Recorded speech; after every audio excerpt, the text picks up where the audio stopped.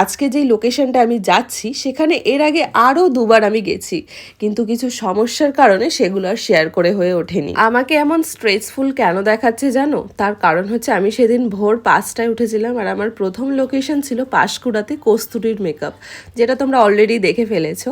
আর সেদিনই রাত্রে 11:30 রাত 11:30টার সময় ছিল আমার মালদা যাওয়ার ট্রেন। একটা ব্রাইডাল মেকআপ শেষ করে পাঁশকুড়া থেকে হাওড়া আসতে বেশ কিছুটা সময় কেটে যাবে জেনেই আমি একদম শেষ ট্রেনটা ধরেছিলাম মালদা যাওয়ার, যেটা ছিল হাওড়া থেকে কাথিহার এক্সপ্রেস। আর যেতে সময় ওই 8-9 ঘন্টা মতো লেগেছিল। 8-9 ঘন্টা না ঘুমিয়ে তার আগের দিন একটা ব্রাইডাল মেকআপ করে আমার শরীরের অবস্থা কিন্তু একদম ভালো ছিল না। তবুও নতুন ব্রাইড নতুন লোকেশনে যাওয়ার একটা সুন্দর এক্সাইটমেন্ট ছিল, কিন্তু স্টেশনে নামতেই ভীষণ বৃষ্টি আমাকে চেপে ধরলো। কোনোভাবেই আর এখান থেকে বেরোতে পারছি না। আবার ওইদিকে ব্রাইডের বাড়ি থেকে গাড়ি এসেও বাইরে ওয়েট করছিল। তারপর গাড়ি থেকে সোজা হোটেলে পৌঁছে সেখানে ফ্রেশ হয়ে বেরিয়ে পড়লাম ব্রাইডের বাড়িতে যাওয়ার জন্য। 24 ঘন্টা ধরে জার্নি করার পর একটা কথাই মনে হচ্ছিল, ইস যদি একটু আধা ঘন্টার জন্য ঘুমাতে পারতাম। যাই হোক, সেদিনের লোকেশনটা ছিল মালদার কালিয়াচক। কালিয়াচকে আমি ফাতেমার কাছে চলে গেছিলাম।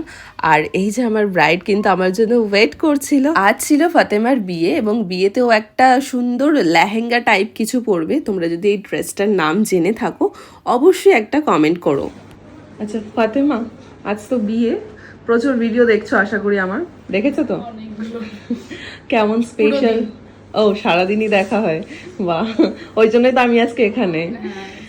আচ্ছা কেমন সাজ চাও? ওই সুন্দর একটা লেহেঙ্গা তো এটা নাকি অন্য কিছু বলে? পাকিস্তানি সেট, এটার সাথে কেমন চাও বলো? ওপেন হেয়ারের সাথে বেশ। আজকে বিয়ে, একদম বিয়ের মতো করে তোমাকে একটা গর্জিয়াস মেকআপ করি। খুশি, এক্সাইটেড? ওকে চলো।